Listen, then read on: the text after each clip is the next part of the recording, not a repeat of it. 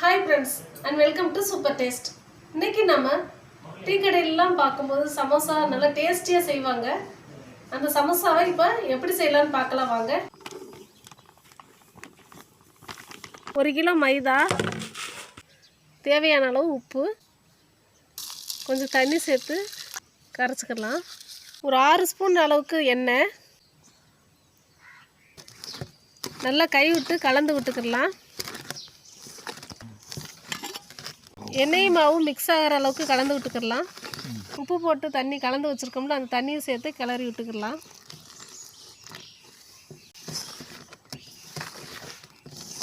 இப்போ தேவையான அளவு தண்ணி சேர்த்துடலாம். சப்பாத்தி மாவு பதத்துக்கு நல்லா பிசைஞ்சு எடுத்துக்கலாம்.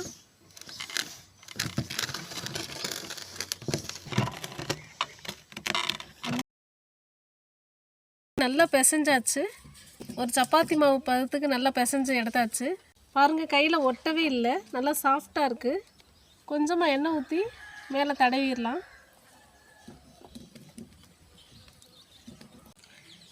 இது 1 மணி நேரத்துக்கு நல்லா ஊறட்டும்.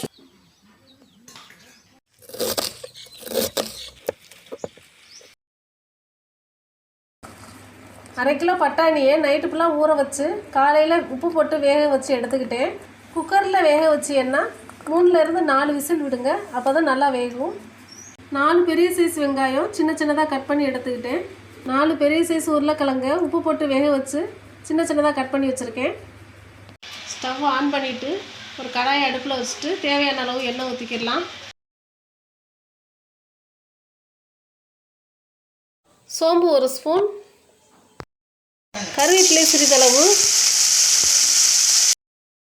புதினா சிறிதளவு, மல்லி இலை சிறிதளவு, கட் பண்ண வெங்காயத்தை சேர்த்துட்டு நல்லா வதக்கி விட்டுறலாம்.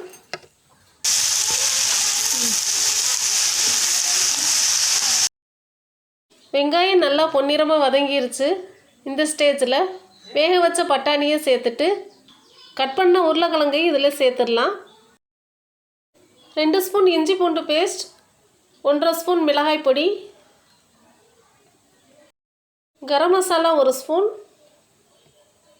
எல்லாத்தையும் சேர்த்து நல்லா வதக்கி விட்டுறலாம்.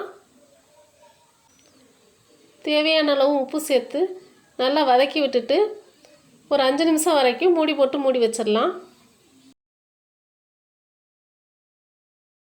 இப்போ ஒரு 5 நிமிஷம் ஆயிடுச்சு. கிரேவி சூப்பராக ரெடி ஆயிடுச்சு. இனி சமோசா செய்ய ஆரம்பிச்சிடலாம்.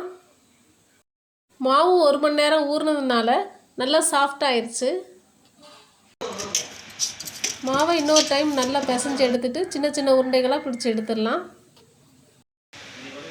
இதே மாதிரி எல்லா மாவையும் ஒரு பால் சைஸுக்கு உருண்டை பிடிச்சிக்கலாம். கொஞ்சமாக மாவு தூவி ஊற்றி வச்சுருந்தோம்ல, அந்த பால்ஸில் ஒரு பால் எடுத்து நல்லா நீல வாக்கில் தேய்ச்சி எடுத்துக்கிறோங்க. இதோட திக்னஸ் நைஸாகவும் இல்லாமல் கனமாகவும் இல்லாமல் நார்மல் சைஸ்க்கே தேய்ச்சிக்கிறோங்க. அப்போ தான் சமோசா கிறிஸ்பியாக கிடைக்கும். இந்த மாதிரி திக்னஸ் இருந்தால் போதும். ஒரு தோசைக்கல்லை எடுத்துகிட்டு லோ ஃப்ளேமில் வச்சுட்டு நம்ம தேய்ச்சோம்ல அந்த மாவை 2 சைடும் 1 நிமிஷம் வச்சு திருப்பி திருப்பி விடணும். சப்பாத்தி மாதிரி வேக வைக்கக்கூடாது, லேசாக ஹீட் பண்ணாலே போதும். அப்போ தான் நம்மளுக்கு கட் பண்ணுறதுக்கு ஈஸியாக வரும். இருக்கிற எல்லா மாவையும் இதே மாதிரி ஹீட் பண்ணி எடுத்துக்கிறோங்க. தேய்ச்சி ஹீட் பண்ண சமோசா சீட்டை ஒரு ஸ்கொயர் ஷேப்புக்கு கட் பண்ணி எடுத்துக்கலாம். கட் பண்ண ஓரங்களை எல்லாத்தையும் வேஸ்ட்டு பண்ணாமல் ஒரு ஸ்நாக்ஸாக செய்யலாம். ஸ்கொயர் ஷேப்பை கட் பண்ணி எடுத்தாச்சு. இந்த ஸ்கொயர் ஷேப்பை பாதியாக பிரித்து எடுத்துடலாம். இதே மாதிரி சமோசா சீட்டு எல்லாத்தையும் ரெடி பண்ணிக்கோங்க.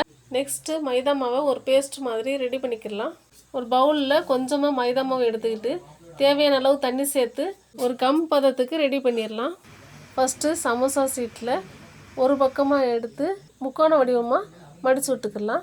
அதே முக்கோணத்தை இன்னொரு சைடும் மடித்து விட்டுறலாம். இந்த மாதிரி ஓப்பனில் இருக்கும். 1 ஸ்பூன் ஸ்டப்பிங் மசாலா உள்ளே வச்சுட்டு மீதி உள்ள ஓரங்கள்லாம் அந்த மைதா மாவு ரெடி பண்ணி வச்சுருந்தோம்ல, அதை ஒட்டி வச்சிடலாம். இப்போ பாருங்கள், முக்கோண ஷேப்பில் சமோசா ரெடி ஆயிடுச்சு. இதே மாதிரி எல்லா சமோசாவையும் ரெடி பண்ணிடலாம். ஒரு கடாயில் தேவையான அளவு எண்ணெய் ஊற்றிக்கிடலாம். எண்ணெய் நல்லா ஹீட் ஆன உடனே ஒவ்வொரு சமோசாவாக எடுத்து போட்டுக்கலாம். சமோசா ஒரு சைடு வெந்த உடனே இன்னொரு சைடும் திருப்பி விட்டுறலாம். அவ்வளவுதான், கிறிஸ்பியான டீக்கடை சமோசா சூப்பராக ரெடி ஆயிருச்சு.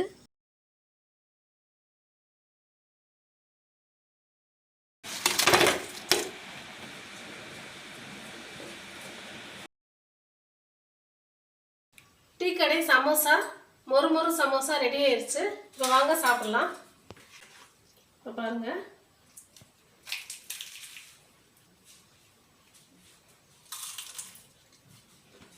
சூப்பராக இருக்குது, நல்லா மொறுன்னு இருக்குது. டீ கடையில் எப்படி சமோசா செய்வாங்களோ அதே டேஸ்ட்டில் அப்படியே இருக்குது, சூப்பராக இருக்குது. இதே மாதிரி நீங்களும் வீட்டில் ட்ரை பண்ணி பார்த்துட்டு எப்படி இருக்குன்னு கமெண்ட் பண்ணுங்கள்.